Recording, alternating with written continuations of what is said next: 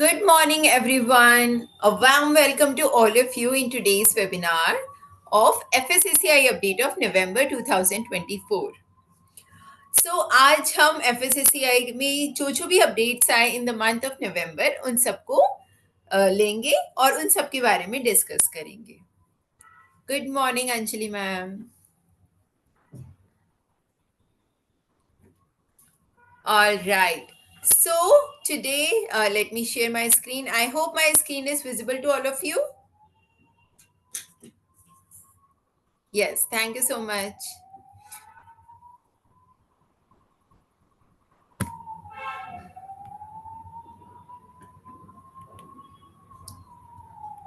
All right. तो ये जो एफएसएससीआई का वेबिनार है इसमें नवंबर में क्या क्या अपडेट्स आए आज हम उसके बारे में डिस्कस करेंगे. आप लोगों से जुड़े हुए जो जो भी अपडेट्स हैं वो आप लोग प्लीज नोट करिए और आप अपनी इंडस्ट्री में उसको इम्प्लीमेंट करिए.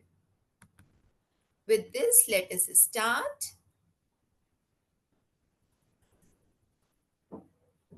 Okay, slide is not moving.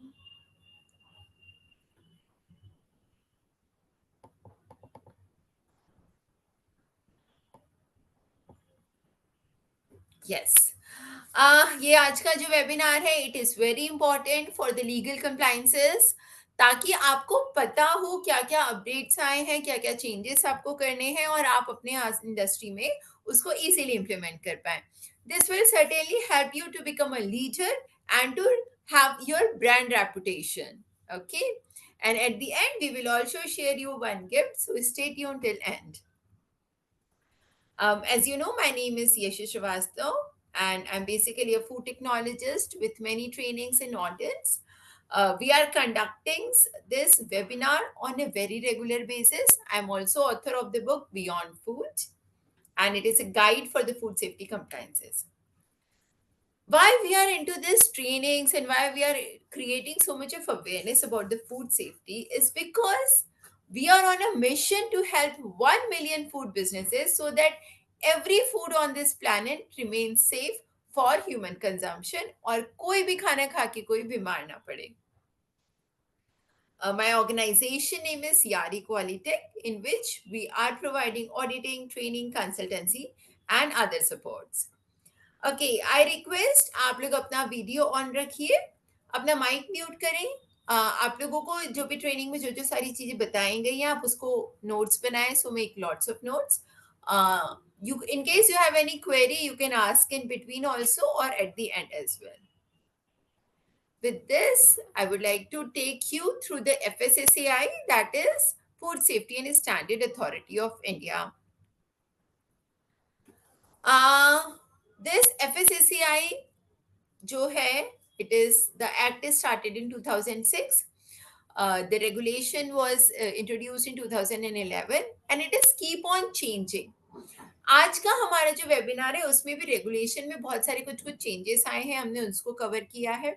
साथ में रेगुलेशन से with respect to the one regulation there are some notifications in between, market की डिमांड को देखते हुए, रिक्वायरमेंट्स को देखते हुए, फूड बिजनेस को देखते हुए. तो हमने वो सारी चीजों को भी कवर किया है इसमें आज. जो जो भी एफएसएससीआई के अपडेट्स हैं हमने इस वेबसाइट से लिए हैं, that is fssci.gov.in. Okay, and आप लोग ये सबको देख सकते हैं.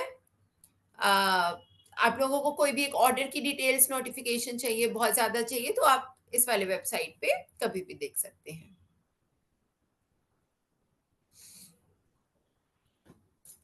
तो जो पहला नोटिफिकेशन है it is with respect to the authorised officers जिनका नया पोस्टिंग हुआ है, and it is also related to the import regulation. Okay, so can you tell me how many of you belongs to import export? Like आप क्या, आप में से कौन कितने लोगों के इंडस्ट्री में से इंपोर्ट एक्सपोर्ट करते हैं आप लोग, आइदर इंपोर्ट और export?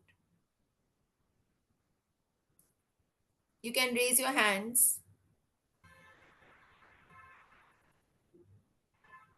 Or you can unmute.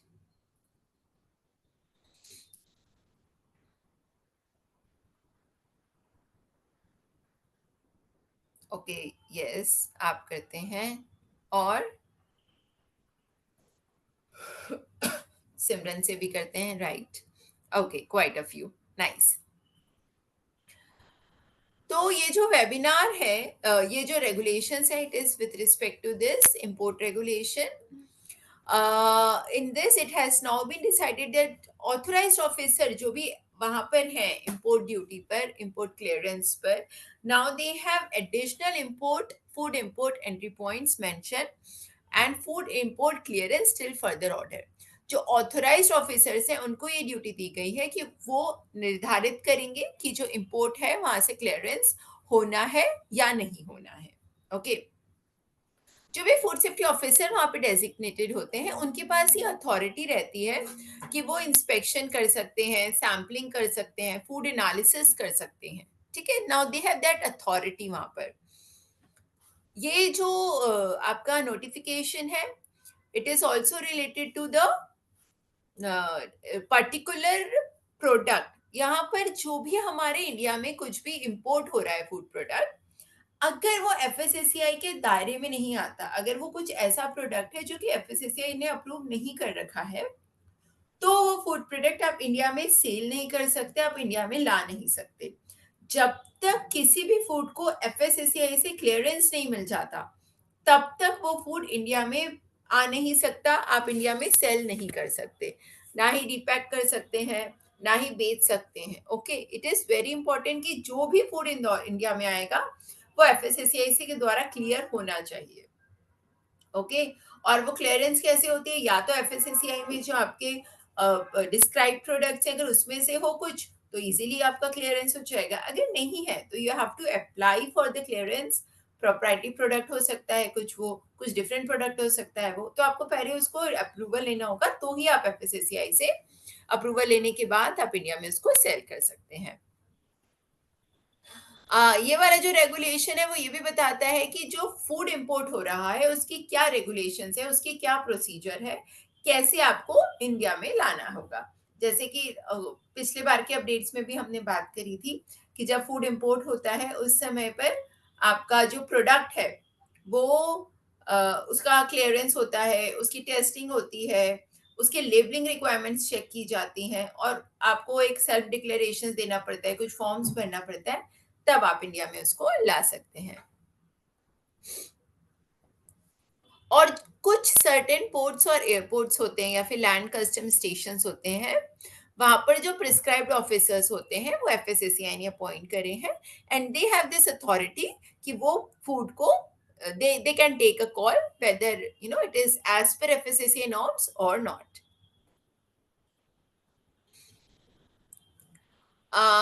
It is also important कि जो भी इम्पोर्ट रेगुलेशन दिया हुआ है आपका फूड प्रोडक्ट, उससे पूरा कंप्लाई होना चाहिए।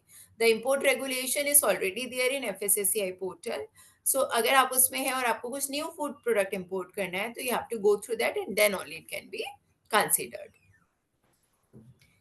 Okay, next FSSCI advisory is with respect to supreme court order. Okay, आप लोगों ने बहुत बार देखा होगा कि कुछ ऐसे फूड प्रोडक्ट्स हैं, कुछ ऐसा न्यूट्रास्यूटिकल्स प्रोडक्ट्स होते हैं, कुछ फार्मास्यूटिकल प्रोडक्ट्स होते हैं जो कि एडवर्टीजमेंट में इट हैज बीन प्रोपोगेटेड इन सच अ वे जो कि मिसलीडिंग भी हो सकता है।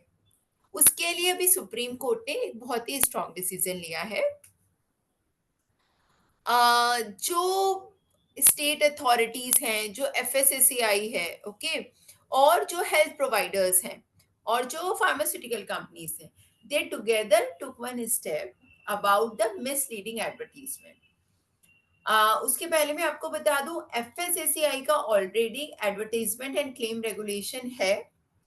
कोई भी फूड प्रोडक्ट अगर आपको सेल कर रहे हैं, आप उसका कुछ एडवर्टीजमेंट कर रहे हैं, आप कोई भी through radio, through TV, through newspaper, through social media, whatever, कोई भी एडवर्टाइजमेंट हो रहा है, अगर प्रिंट मीडिया भी हो सकता है वो और वीडियोस भी हो सकते हैं वो,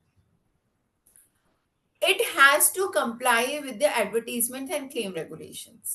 Okay, अगर वो एडवर्टाइजमेंट रेगुलेशंस में नहीं आ रहा है, तो FSSCI can take a strong against action against that product, okay, and उस एफबीओ के अकॉर्डिंग, ओके। ये जो कई बार मार्केट में देखा गया है, द पीपल एक्सेगरेटेड दिस, और बहुत बार उसमें लाइज भी रहते हैं, मिसलीडिंग रहते हैं, जो कि कंज्यूमर हेल्थ को बहुत नुकसान पहुंचा सकते हैं। It may also create some health hazards और डिससेटिस्फैक्शन। जैसे कोई प्रोडक्ट है, उसमें आपने लिखा it is high in protein, okay, but अगर एक सर्टेन मात्रा में उसमें प्रोटीन नहीं है, तो आप उसको हाई इन प्रोटीन नहीं लिख सकते। देन अगर किसी ने उस प्रोडक्ट को खा लिया और उसको प्रोटीन डेफिशिएंसी है से सपोज, एंड उन्होंने वो प्रोटीन कंज्यूम किया है, फिर भी अगर उनकी कंडीशन ठीक नहीं हुई, तो सर्टेनली जो भी कंज्यूमर है वो डिससेटिस्फाइड फील करेगा, करेक्ट। इसलिए देर देर आर सम रेगुलेशन कि अगर आपके प्रोडक्ट में इतनी मात्रा में ये प्रोडक्ट होगा, ये vitamin minerals what ever, macronutrients हो सकते हैं, वो माइक्रोन्यूट्रिएंट्स हो सकते हैं, वो अगर वो सर्टेन मात्रा में है तो ही आप क्लेम कर सकते हो, अदर आपको क्लेम नहीं कर सकते। तो सुप्रीम कोर्ट ने ऑनरेबल सुप्रीम कोर्ट ने एक डायरेक्शन इशू किया है कि जब भी आप कोई एडवर्टीजमेंट देंगे, प्रिंट हो सकता है, एयर्ड हो सकता है, डिस्प्लेड हो सकता है वो, तब आपको एक सेल्फ डिक्लेरेशन फॉर्म भरना होगा, जो कि आपको एडवर्टाइजर या एडवर्टाइजिंग एजेंट को सबमिट करना होगा। और उसमें जो भी सेल्फ डिक्लेरेशन में जो रिक्वायरमेंट है वो पूरी फुलफिल करनी नहीं करना होगा, ओके। अगर if it violates, then it may cause a punishable offence, okay. और जो प्रूफ होगा वो सेल्फ डिक्लेरेशन का, वो अवेलेबल होना चाहिए एडवर्टाइजर के पास या publisher, TV channel, printer, electronic media, जो भी है जहां पर भी आपका ऐड आ रहा है, उसके पास वो सेल्फ डिक्लेरेशन अवेलेबल होना चाहिए। इसी के साथ में इन्होंने ये भी बोला है सुप्रीम कोर्ट में कि जो सेल्फ डिक्लेरेशन रहेगा, वो ऑलरेडी 4 जून 2024 से लाइव हो चुका है। तो अभी जो कुछ भी एडवर्टीजमेंट्स हो रहे हैं किसी के प्रोडक्ट के अगेंस्ट में कहीं पर भी, तो सेल्फ डिक्लेरेशन आपका कंपलसरी है, ओके। आप में से कितने एफबीओज का कोई है, ऐड आता है टीवी पे, रेडियो पे, प्रिंट मीडिया पे, सोशल मीडिया पे? यस। आप में से कितने लोग एड कंज्यूमर प्रोडक्ट्स में डील करते हैं जिसमें आप लोग एड भी देते हैं? है कोई?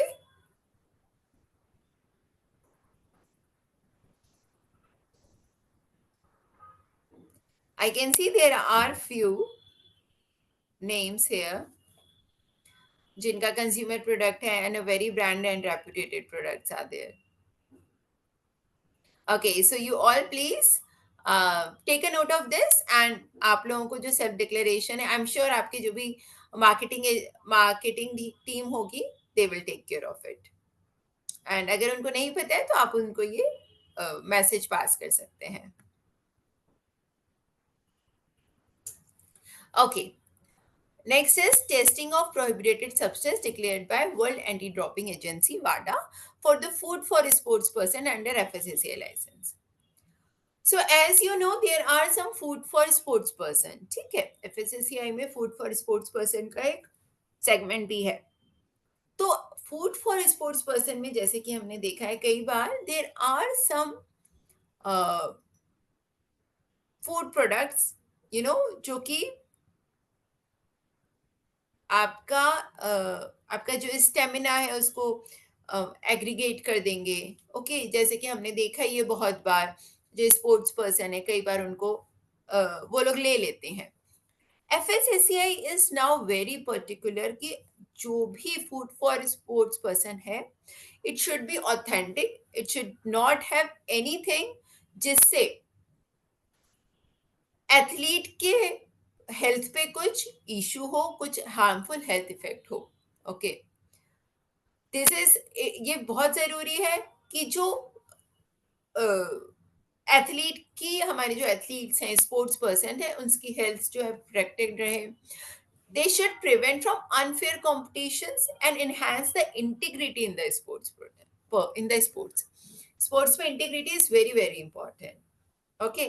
सो दैट्स व्हाई इसको इन्हांस करने के लिए एफएसएससीआई ने कुछ लैबोरेटरीज डिसाइड करी है, जैसे कि गुजरात की narcotics and psychotropic substances laboratory है, तेलंगाना की है institute of pharmaceutical education and research. यहाँ पर ये फैसिलिटीज हैं जिसमें फूड फॉर स्पोर्ट्स पर्सन में जो केमिकल्स यूज करते हैं उसको वो टेस्ट किया जाता है। ओके, और ये जो लैबोरेटरीज है दे आर एनएबीएल सर्टिफाइड। इसलिए टू मेक श्योर कि जो हेल्थ ऑफ एथलीट्स हैं वो इंटैक्ट रहे, उसको कुछ खराबी ना हो। ओके, जो फूड प्रोडक्ट्स स्पोर्ट्स पर्सन के लिए बन रहे हैं, it is not going against anti doping standards. इसलिए फेयर प्रैक्टिसेस एंड सेफ्टी को प्रमोट करने के लिए एफएससीआई ने ये कदम उठाया है कि जो भी फूड फॉर स्पोर्ट्स पर्सन है उसकी टेस्टिंग होगी इन सारी लैबोरेटरीज में। And FSSAI is very serious about the integrity of sports nutrition in India. Even जो न्यूट्रिशनिस्ट हैं मदान मैम है and others are also there, so they are also very much in collaboration with FSSCI. They are trying कि जो भी food products आ रहे हैं it should be having a fair standard और it should be as per the FSSCI standard. तो जो भी वाडा की प्रोहिबिटेड लिस्ट है उसको एफएसएससीआई इज टेकिंग केयर। जो मैन्युफैक्चर हो रहा है ऑल्सो जो इंपोर्ट हो रहा है उन दोनों के लिए ये प्रॉपरली मेजर्स लिए गए हैं ताकि एक कॉम्पिटिटिव एनवायरनमेंट क्रिएट हो। Alright, next is with respect to the processing of review application of rejected imported food consignment.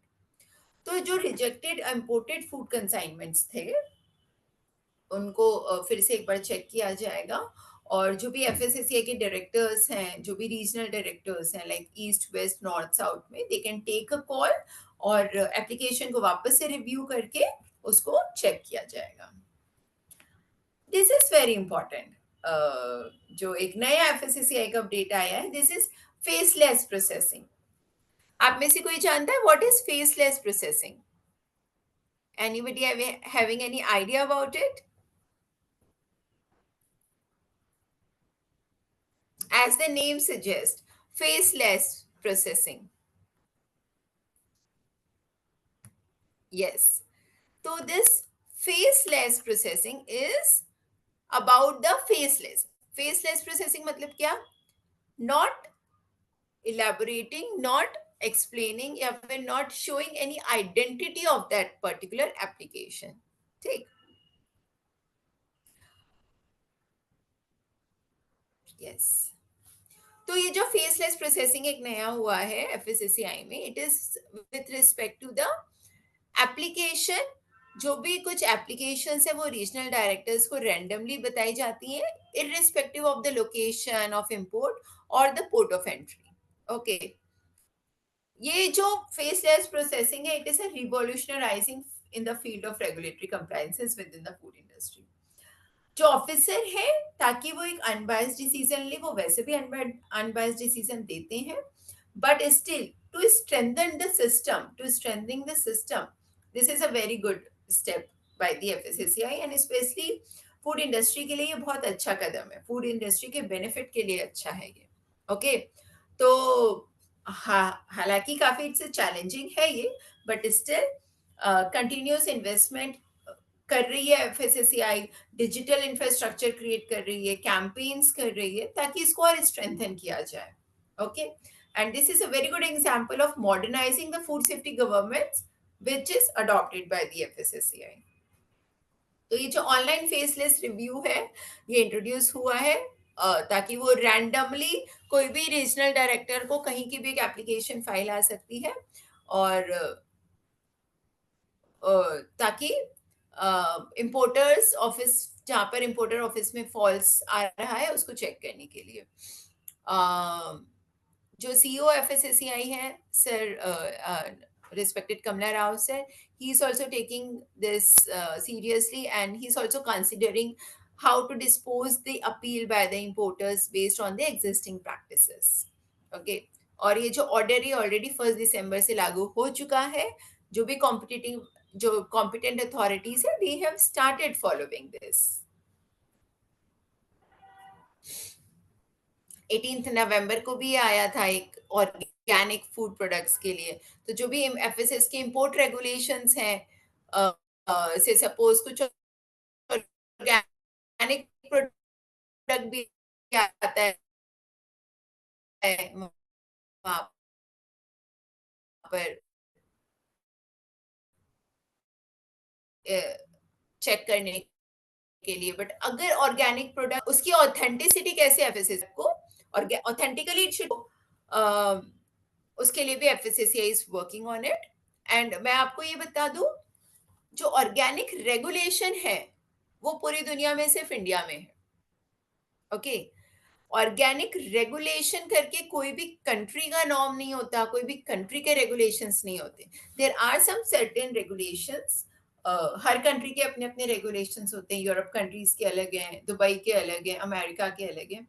पर जो हमारे ऑर्गेनिक रेगुलेशन है, it is very good step by FSSCI, जो कि रेगुलेशन है ऑर्गेनिक। बाकी जगह क्या होता है, बाकी जगह आपका ऑर्गेनिक सर्टिफिकेशन होता है। सर्टिफिकेशन बॉडीज होती हैं, एक्रीडेशन बॉडीज होती हैं जो ऑर्गेनिक सर्टिफिकेशन बॉडीज के लिए करती हैं काम, जो ऑर्गेनिक सर्टिफिकेशन के लिए एक्रीडेशन देती हैं। फिर जो सर्टिफिकेशन बॉडीज होती है वो ऑर्गेनिक सर्टिफिकेशन देती हैं। लेकिन जो इंडिया है, इंडिया में हमारे पास एक ऑर्गेनिक रेगुलेशन भी है, which is a very nice thing.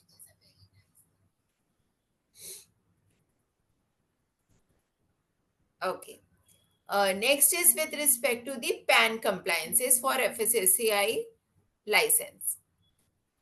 अभी तक एफएसएसएआई की जो हमारी लाइसेंस थी, उसमें पैन कंपलसरी था कि नहीं था? Anybody is having any idea?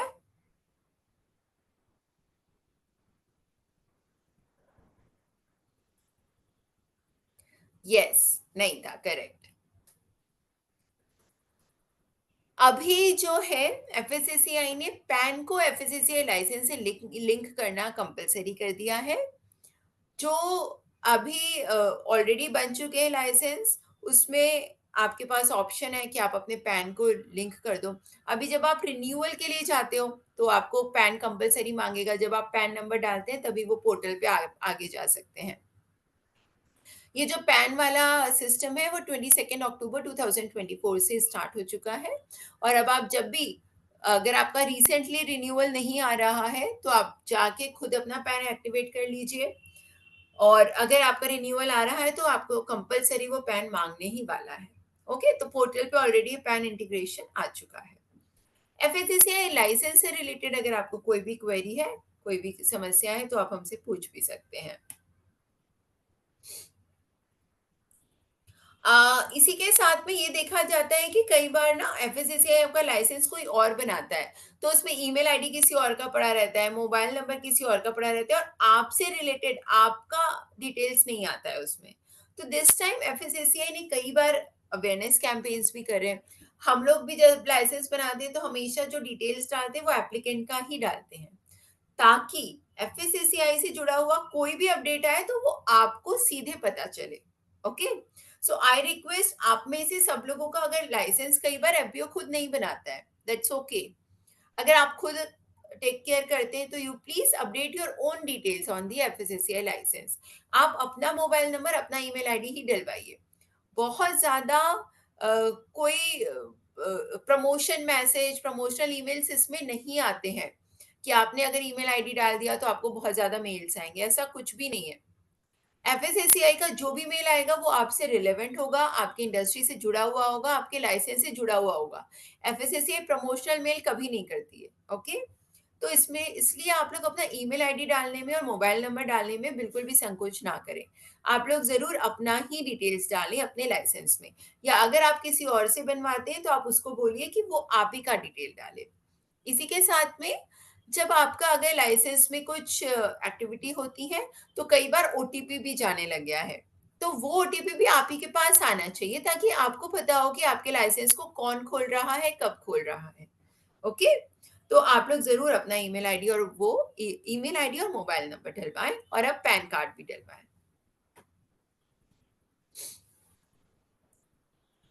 FSSAI order revised list of FSSAI notification laboratory for the testing of fortificants in fortified rice kernel, vitamin mineral premixes, for the fortified rice kernel. Since FSSAI is very particular about the fortified rice, so it keep on updating the information. अभी जो नया update आया है हमारा, उसमें एफएसएससीआई ने जो laboratories हैं जो कि फोर्टिफाइड राइस को, राइस कर्नल्स को, विटामिन मिनरल्स प्रीमिक्सेस को चेक करेंगे, उसकी एक नई अपडेटेड लिस्ट आ गई है, वो जाके आप चेक कर सकते हैं। और ये जो लैबोरेटरीज है उनके पास they are NABL accredited, they have the facility जिसमें वो iron, vitamin B9, vitamin B12 जो कि फोर्टिफाइड राइस में हम जिसका फोर्टिफिकेशन करते हैं, जिसके कारण वो फोर्टिफाइड कहलाता है, उसका प्रॉपर परसेंटेज सब कुछ वो चेक कर सकती हैं। सो ये जो लैबोरेटरी की लिस्ट है इट इज अवेलेबल। ओके, और it is also been approved by NABL. तो जब भी एनएबीएल की वेबसाइट से कुछ भी चेंज आता है तब भी एफएसएससीआई चेक करती है वेदर दिस पर्टिकुलर लैबोरेटरी का एनएबीएल अप्रूवल अभी भी है या नहीं है। और जो अप्रूव लैब्स होती है सिर्फ उन्हीं को अथॉरिटी है कि वो टेस्टिंग कर सकते हैं। दिस इज अनदर ऑर्डर जिसमें designated officers for central licensing C port, airport, land ports पे कुछ अपॉइंट किए हैं। ये जो डेजिग्नेटेड ऑफिसर्स हैं दे आर अपॉइंटेड और दे हैव टू चेक, वो लोग सारी चीजें चेक करेंगे। जो डेजिग्नेटेड ऑफिसर्स है they have a function of central licensing authority also for licensing and registration। और इसके लिए जो पुराने वाला अभी ऑर्डर आया था कुछ दिन में पहले उसको सुपरसीड कर रहा है इस ऑर्डर ने। Yes, this is also one of the very interesting update by the FSSAI. Additional to food product, high risk food category, subsequent to the omission of mandatory BIS certification. Okay. कुछ food products में BIS certification compulsory था अभी तक। Okay, ये जो BIS certification है ये अब FSSAI ने हटा दिया है। That means now FSSAI will check all these high risk food categories। और जो BIS अभी तक कंपल जैसे से वाटर बॉटल है, मिनरल वाटर बॉटल होती है, उसमें अभी तक BIS लेना कंपलसरी था, अब नहीं है। ओके, वैसे जो हमारे हाई रिस्क फूड प्रोडक्ट्स हैं, मिल्क, पाश्चराइज्ड मिल्क उस पे लेना कंपलसरी था, मिल्क पाउडर पे लेना कंपलसरी था। Okay, there are certain products जहाँ पर BIS कंपलसरी था, लेकिन अब BIS कंपल्शन नहीं है। इसमें ये भी देखा गया है कि जो नए लाइसेंसेस हो रहे हैं, जैसे कोई नया लाइसेंस बना, से सपोज आपने कोई नए डेयरी प्लांट स्टार्ट किया जिसमें पाश्चराइज मिल्क भी आप कर रहे हैं, फ्लेवर्ड मिल्क भी आप कर रहे हैं, मिल्क पाउडर भी आप कर रहे हैं, और आपने एक नई यूनिट स्टैब्लिश करी है। ये जो नई यूनिट स्टैब्लिशमेंट हो रही है इसमें पहले BIS लेना जरूरी होता था, अब नहीं है। तब आप मिल्क पाउडर पे BIS नहीं लेंगे, लेकिन FSSAI इंस्पेक्शन जरूर होएगा आपको लाइसेंस ग्रांट करने से पहले। भी रिसेंटली हुए भी हैं 2-3 इंस्पेक्शंस। तो अब आपने जब नया लाइसेंस बनाना है अगर आपको, तो FSSAI आएगी, आपकी फैसिलिटी चेक करेगी, मिल्क पाउडर का प्लांट सच्ची में है भी या नहीं। कई बार आधा ही प्लांट होता है और लाइसेंस के लिए आ जाती है आवेदन, मशीन ही नहीं लगी होती है तब भी आवेदन आ जाता है। तो ताकि वो चेक करती है FSSAI, और इंस्पेक्शन के बाद फिर आपका लाइसेंस मिल जाता है। तो जो high risk food category FSSAI ने डिसाइड करी थी उसमें जो हमारे पेरिशेबल, हाईली पेरिशेबल प्रोडक्ट्स है जैसे मीट प्रोडक्ट, फिश प्रोडक्ट्स, इन सारे हैं। और BIS जो पहले था एडिबल ऑयल, वनस्पति packing, fruit juices, carbonated water, इन सब के था, लेकिन अब इन सब पे नहीं है। ओके, लेकिन अब इन सब में FSSAI इंस्पेक्शन जरूर होगा। ठीक है, पहले BIS इंस्पेक्शन होता था, अभी FSSAI इंस्पेक्शन होगा। ओके,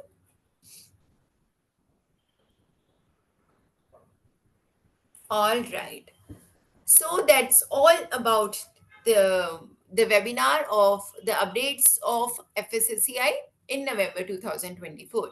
अगर आप लोगों का कोई क्वेश्चन है तो आप पूछ सकते हैं।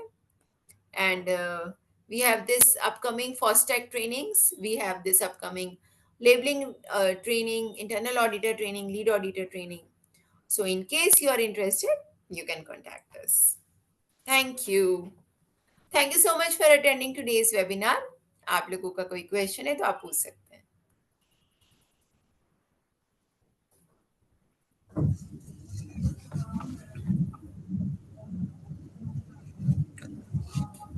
Hi, ma'am. Good morning.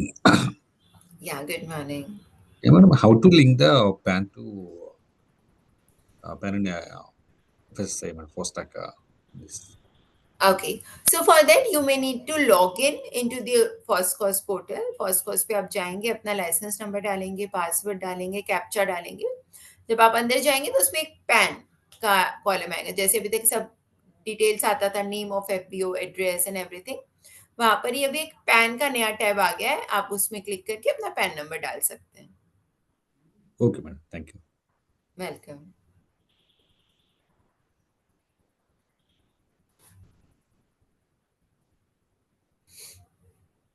Okay, there are some questions in the chat box.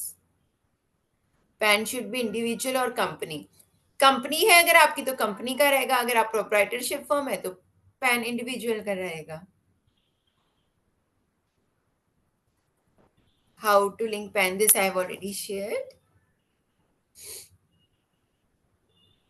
Please send BIS regarding letter. All right ma'am, I can share. I will share this PPT to all of you. आज आपको सब ये पूरा PPT मिल जाएगा, जो जो भी FSSAI की अपडेट है. और अगर आप चाहते हैं कि जो पर्टिकुलर नोटिफिकेशन आए हैं बीआईएस से रिलेटेड, तो you please write your email ID in the chat box. We will send you the notification.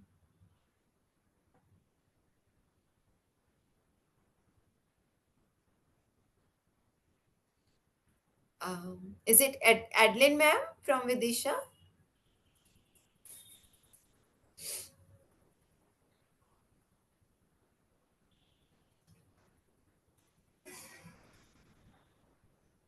Okay okay okay, no issue. आप भेज दीजिए अपना email ID, we will share.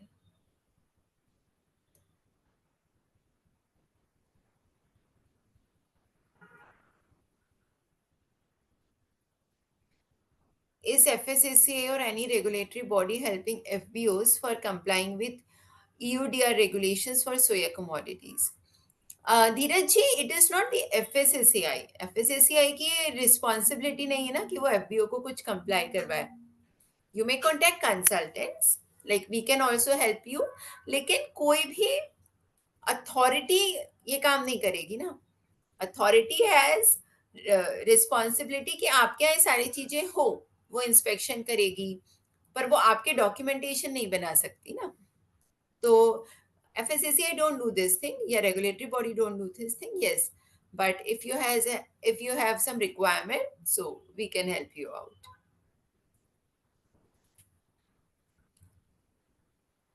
So here are our details. ये हमारी details है.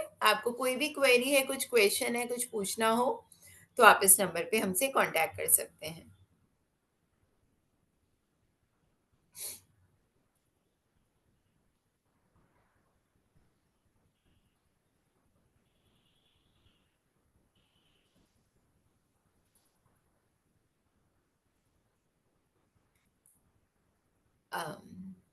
Okay, we got your email ID from Vidisha. We will share you the details.